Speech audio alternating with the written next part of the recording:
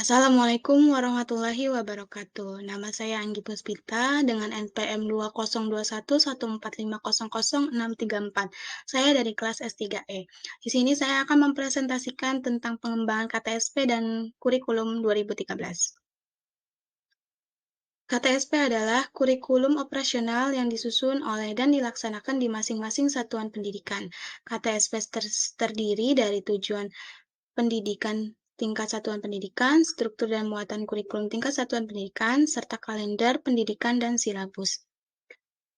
Model pengembangan kurikulum KTSP. Modelnya itu administrasif dan model dari bawah, dan ada pembagian tugasnya.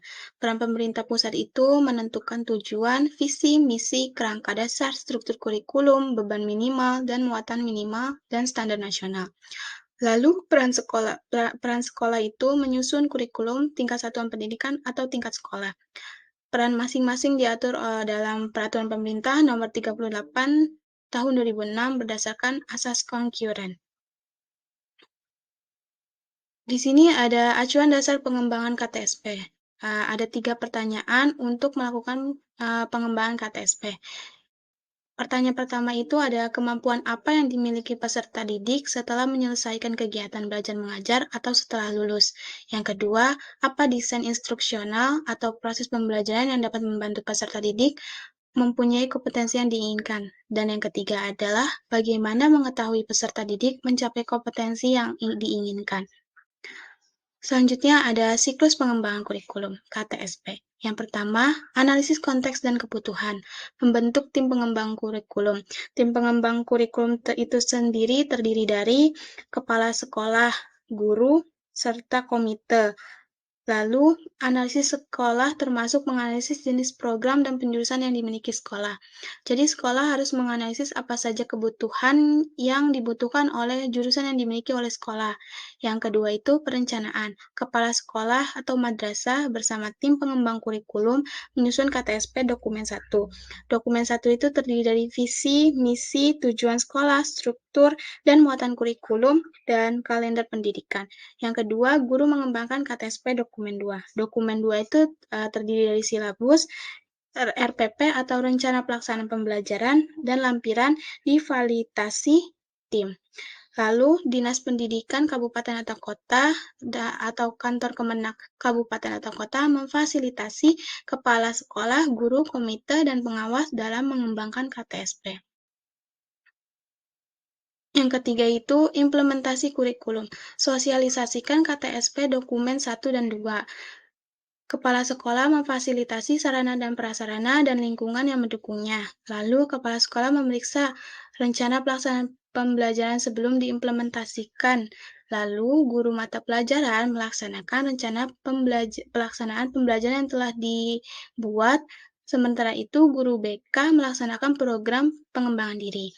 Lalu, Dinas Pendidikan, Kantor Kemendak, Kabupaten atau Kota, dan komite sekolah memfasilitasi pengadaan sarana dan prasarana sesuai dengan standar pendanaan pendidikan.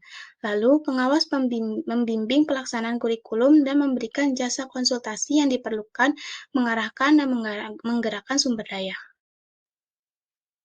Lalu, langkah keempat itu ada monitoring, yang kepala sekolah, pengawas, dan komite mengawasi pelaksanaan kurikulum apakah sesuai dengan rencana, apakah mengalami kendala, jika ada kendala, bagaimana solusinya. Lalu, yang kedua, kepala sekolah mengadakan pertemuan rutin untuk memantau dan melakukan refleksi terhadap pelaksanaan kurikulum. Yang ketiga, kepala sekolah, pengawas, dan komite sekolah mengadakan kunjungan kelas secara acak, melakukan wawancara dengan guru serta peserta didik untuk mencari data pelaksanaan kurikulum.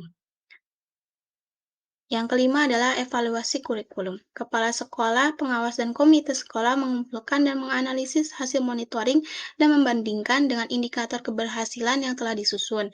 Lalu, melaksanakan evaluasi menyeluruh terhadap pencapaian hasil, proses, dan pengelolaan.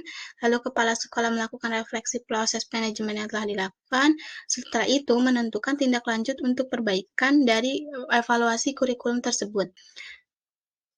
Selanjutnya itu ada kurikulum 2013. Kurikulum ini sudah diberlakukan sebagai kurikulum nasional sejak tahun ajaran 2013 atau 2014.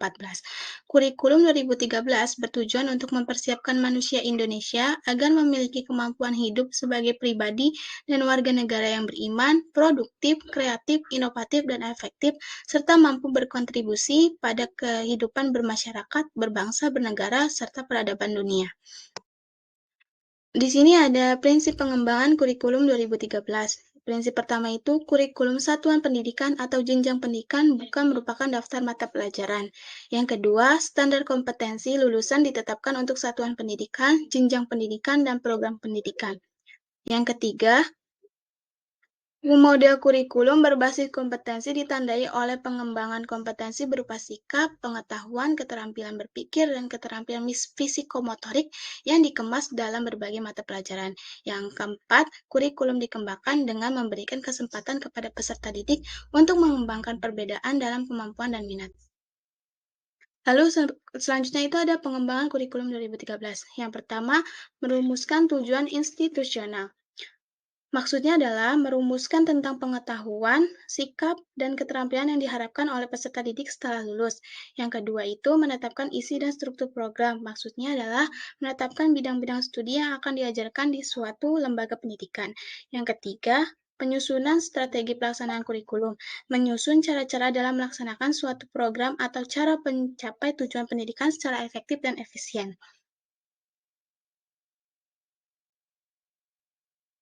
Demikian presentasi dari saya, kurang lebihnya mohon maaf. Wassalamualaikum warahmatullahi wabarakatuh.